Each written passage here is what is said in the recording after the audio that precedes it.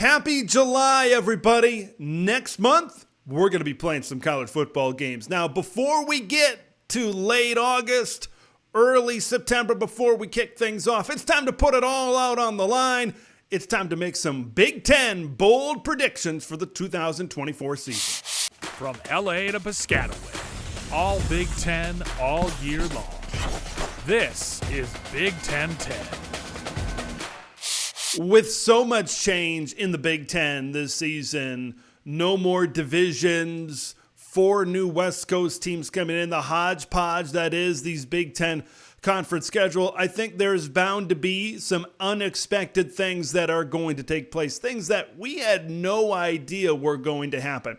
Here's a bold prediction of the bold predictions. At least one of these bold predictions is going to come true, whether it's one that I offer or whether it's one that you offer. I have a feeling down deep in my bones that one of these is going to be accurate when all is said and done. It's going to be a long one. We got a lot to get to, so let's dive right into it with my first bold prediction for the Big Ten Conference this year. Here it is. Miller Moss leads the Big Ten in passing, but the USC Trojans are not a top 3 Big Ten offense when all is said and done. Now, a big reason why I believe Miller Moss could lead the Big Ten in passing is because Lincoln Riley and the Cardinal and Gold are going to lean heavy into that throw game. When I look at their offensive line, when I look at what they have in the backfield, I think it's going to be a compliment at best. Look, I like what they brought in Woody Marks. I think he really meshes into what USC wants to do in balancing and complementing what they do in the throw game. But the throw game is going to be the primary method of offense for the USC Trojans this season going into the Big Ten Conference. I think USC has an extremely deep wide receiver core with the Zachariah Branches, with the Jacoby Lanes and Deuce Robinson and Mekhi Lemon. You even look at some of those transfers that they brought in. Kyle Ford coming back to USC, Jay Fair coming over from Auburn. When all is said and done at the end of the season, this could be one of the deepest wide receiver rooms, not only in the Big Ten, but in all of college football. So they are going to be dependent in slinging the football around. When you look at some of the other candidates that could lead the Big Ten in passing, you look at Dylan Gabriel, of course, over at Oregon. You look at Ohio State and Will Howard over there. That's what I want to really focus in on. Okay, when I look at Oregon, of course, that's the one. They may have the best wide receiver room in all of college football. This prediction is bold because I think a lot of people think Dylan Gabriel is going to be the second straight Oregon quarterback to be a Heisman Trophy contender when all is said and done. Now, when I look at the Ducks, I think this is going to be a more balanced offense than the USC Trojans. I think by a long shot, when I look at their offensive line come back, this was the top rushing offense in the Pac-12 last season, right? I know they had Bucky Irving, but you bring in Jordan James, Noah Whittington coming back. You have Jay Harris, a Division II transfer in there. I think this team is going to lean into the run game, right, a little bit in this offense. And I think that's going to be more of something that the Ducks are going to do as opposed to what USC really wants to do when all is said and done. And I look at Ohio State. We know Chip Kelly leans into the run game himself. Quinshon Judkins and Trevion Henderson. Will Howard, right, at the quarterback position, is even going to be involved in this run game a little bit. We know that they like to throw the football. We know that they're going to do that with Emeka Egbuka, with Jeremiah Smith, Carnell Tate, Brandon Ennis, guys like that on the outside. But I just don't think that this is going to be that explosive type of Ohio State offense like we've seen in the past. I think it might be explosive in a different way with the run game. This leads into our very first community bold prediction from Big U Trojan on Twitter.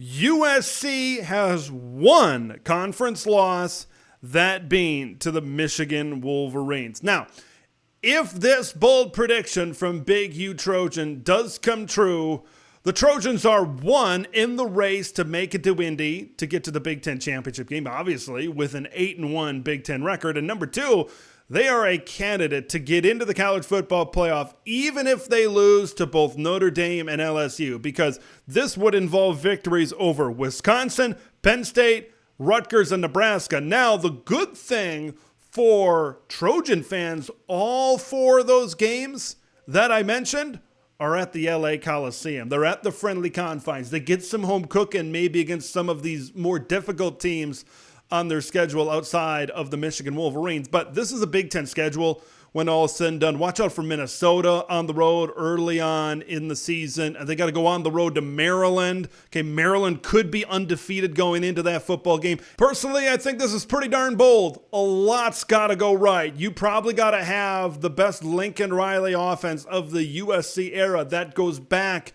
to that USC offense a couple of years back, Caleb Williams' first year, where he won the Heisman Trophy and USC was playing for the Pac-12 championship game. I think it's got to be at that level or better this season. That defense has to make drastic steps forward as well. But as we said, you get a lot of those games at home, the Penn States, the Wisconsins, etc., that could certainly play into your favor. Let's head to my second bold prediction, and it's a lot like the first. Here it is. Darius Taylor of Minnesota leads the Big Ten in rushing, but Minnesota is not a top 5 or top 6 type of offense within the Big Ten Conference. Now, like Miller Moss at USC, throwing the football around in Los Angeles, when you come back to Dinkytown, you come back to Minneapolis, they are dependent on the run game. Like, if you've watched Minnesota over the last couple of years, you know PJ Fleck wants to be physical at the point of attack. You know he wants to run the football. And what do you also know? If you watch Minnesota last year, you know Darius Taylor is an extremely talented guy. As a freshman last year, he was rushing for close to 200 yards in some of these games that he was in before he succumbed to injury last season. You know that he can be one of the more talented backs, not only in the Big Ten Conference, but in the entire country. And Darius Taylor this season is running behind one of the best and most experienced offensive lines in the Big Ten. Guys like Arante Ursary, right, is a highly graded tackle. Quinn Carroll comes back once again on this offensive line, and others up front. We know that's the identity of this Minnesota program. Now, you do bring in Max Brosmer at the quarterback position, so things are a little bit more balanced. You bring in some more depth at the running back position, so maybe Darius doesn't succumb to injury for the second straight season. That will help as well. But there are very few teams that are going to lean into a singular running back, I think, more than the Minnesota Golden Gophers. And when all is said and done, I could see Darius Taylor a 12, 13, 14, maybe even a 1,500-yard back when all is said and done. I think he's that good. I think Minnesota is strong up front, and I think they can certainly pave the way for that. No matter what other bogus Twitter accounts tell you, the Big Ten is not only the conference of defense, but it's the conference of running backs, right? And you say, what, Darius Taylor is going to be that guy? Now, you got to factor in some situational stuff when you look at these other teams. Like Penn State and Ohio State pop right off the page. Those are two of the best duos in the entire country. Let's start first with the Buckeyes of Ohio State, right? That's going to be a more run-heavy system for the Buckeyes this year, right? Well, you got Quinshon Judkins and Trevion Henderson. You got those two guys splitting carries. Will Howard is going to be involved with some QB run stuff as well. So because of that being split so many different ways, and they're going to look to throw the football when you got a Mecca Buka and Jeremiah Smith on your team, yeah, you're going to look to throw it around a little bit as well. There's a world where you don't have a 1,000-yard rusher on Ohio State. I don't know if I'm ready to live in that world, but it does exist because of the balance that it could exist with some of the weapons within this run game. But, you know, could you see Trevion Henderson and Quinshon Judkins both rush for over 1,300 yards? Once again, it's a world that could exist. I personally am not ready to live in that world quite yet. So because of the balance at Ohio State, and then you look at Katron Allen, you look at Nick Singleton at Penn State, maybe Andy Kotelnicki looking to open it up a little bit more with Drew Aller. I just don't know, pending injury, I don't know if either of those two teams have a singular running back that's going to be able to rush for 12, 1,300 yards, something like that, because of the amount of options that they have in the backfield. I think the contenders with Darius Taylor, Kyle Monangai, once again at Rutgers is going to be up there. I think the prime candidate is Michigan, right? Because in theory, they take a little bit of a step down at the quarterback position, going from a first-round NFL draft pick in J.J. McCarthy to someone like Alex Orji, who has not thrown as many passes as what could be their leading rusher and the Big Ten's leading rusher in Donovan Edwards right now. So big questions at quarterback. And then, of course, what you have at running back as well. But I think Khalil Mullins is going to play a much bigger role than people think right now. I still think Donovan Edwards is going to be a 1,000-yard back, right, when all is said and done. And I think he is the prime contender with Darius Taylor. But watch out for 20 in a Michigan uniform, Khalil Mullins, to play a bigger role and maybe split some carries in that Michigan backfield. Let's dive into some community bold predictions. Why don't we? First one coming from Brock. Big Ten gets 4 teams in the college football playoff, but it won't all be Ohio State, Michigan, Penn State, or Oregon. Those are certainly the 4 favorites that myself and a lot of other people consider when talking about the Big Ten championship race, when talking about the Big Ten getting into the college football playoff as well. But here's where I want to come off with that. Who are the teams that, if it's not those 4, right? Because Brock says it's not going to be all those 4. Who are the next contenders? For me, you got to throw Iowa in there because of their schedule. Like, if they can improve just a little bit on offense, just give me the 80th ranked offense in all of college football, lean into that run game, that 3-headed monster that they could have back there for the Iowa Hawkeyes. Cade McNamara, Brendan Sullivan, whoever it is, give me a little bit in the pass game. Offensive line, take that next step forward. We know that Iowa defense is going to be a monster back there as well. Like, they've got a schedule that plays into their favor. You know, even if they lose to Ohio State, they could go 11-1, possibly the rest of the way. Personally, I don't know if I see them winning 11 games outside of Ohio State. I think there's a fair amount of toss-ups in this Iowa schedule, but if that happens, that's certainly a team that could get in. An 11-1 Big Ten team, yeah, you're not leaving that out of the college football playoff.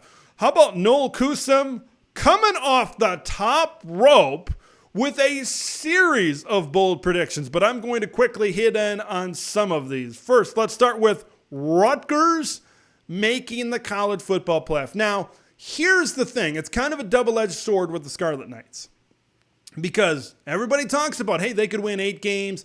They could win 9 games because they don't have Michigan. They don't have Penn State. They don't have Oregon. They don't have Ohio State on their schedule. But when you talk about competing for some of these at-large spots with other Big Ten teams, with SEC teams, you got to have some marquee wins on your schedule. So for Rutgers, even if they're able to go 10-2, something like that, okay, you need Nebraska to be good. You need some of these other teams, Washington, right? You need them to maybe play above expectations, which are that 6-6, 7-5 type of level for the Huskies. Like, you not only need to beat a lot of these teams on your schedule. There are some good teams on Rutgers' schedule this season, believe it or not, but you need to be able to beat those teams, and then those teams need to also have really good type of ranked seasons as well. So this one's pretty bold. Let's just put it that way for Rutgers. Michigan goes 5-7. Look, this defense alone, I think, could get Michigan 7 or 8 wins. I think there's 2 paths to a possible 5-7 season for the Wolverines. And I just want to say right off the bat, I don't see it happening. I'll just put it kindly, put it that way. Quarterback needs to be an utter disaster, right? And even that, like Alex Orji, at the very least, we've seen he provides a weapon with his legs. We saw Davis Warren throwing in the spring game, but I think if they fall to this level, they would need to be an utter disaster at the quarterback position. Teams stack the box and plug the run game. And then injuries, right? I just don't see a 5-7 season unless the Wolverines are riddled with injuries. Like, look at what Iowa was with that great defense and an absolutely terrible offense. They won 10 games 2 of the last 3 years. And you're telling me Michigan can't do the same thing? I just don't see Michigan. I know the schedule is more difficult, but 5-7, they would just need to be the most injury-riddled team we've seen in a very long time, I think, to get that point. 2 more team-specific predictions to finish this one out. This from Sergeant Pickles. Washington pulls the upset at home against Michigan en route to a 9-win season. Here's what I will say about this.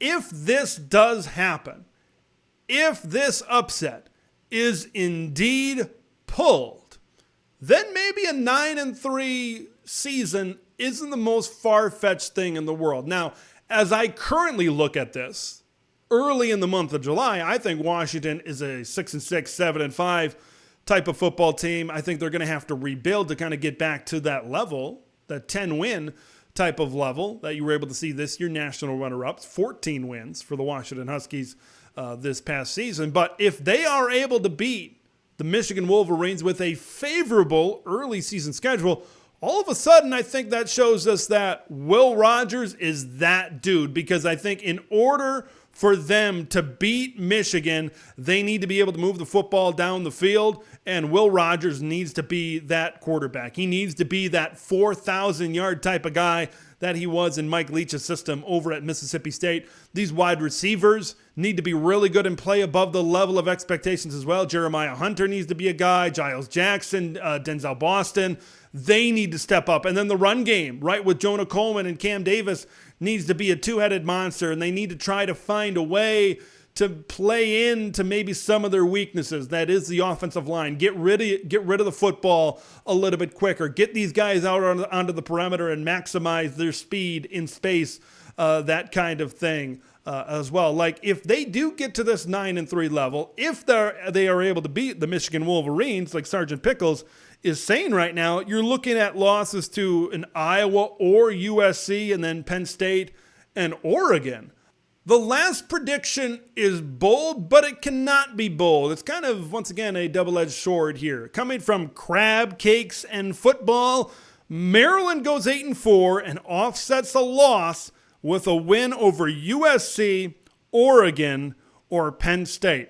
I would say the most likely win in those three is USC.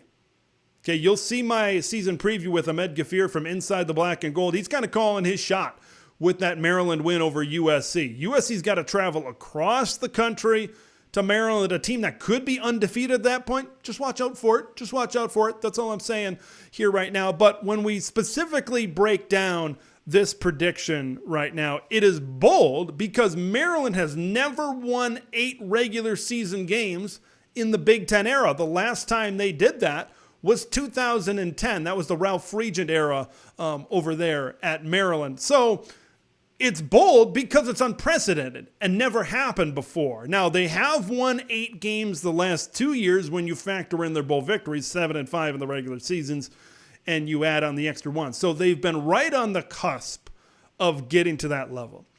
This is also a bold prediction because you lose the Big Ten's leading passer, a 4-year starting quarterback in Taulia Tagovailoa. You lose 2 of his main weapons in Jashawn Jones and Corey Dyches, and you lose some of your best defensive players in Jason Barham, Tarheeb Still, and Bo Braid. Now, you lose those 3 defensive players, but this still might be the best defense of the Mike Locksley era at Maryland. And now we're kind of crossing the bridge and maybe to the not as bold prediction right now, because Kellen Wyatt, Quayshawn Fuller, Jordan Phillips, Ruben Hippolyte, Dante Trader, there's a lot of good players on this Maryland defense. And I think this run game with Roman Hemby, he could be a 1,000-yard back. It depends on what this offensive line in front of him looks like as well. They've got a really good wide receiver tandem. Both guys went over 600 yards last season. Ty Felton, if he can play every game like the Indiana game last year,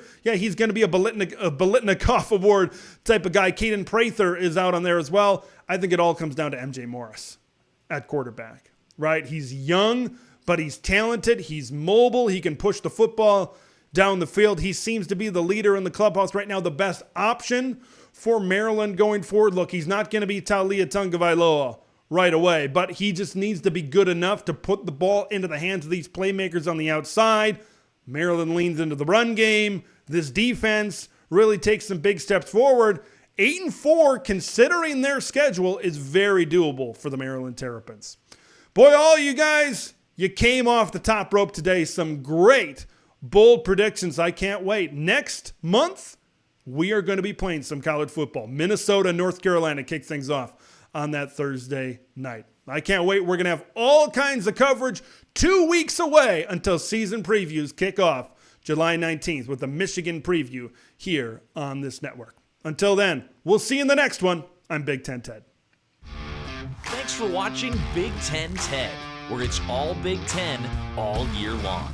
Make sure to like the video to spread the word of Big Ten Ted to the masses, and subscribe to the channel for updates on Big Ten content that drops every day.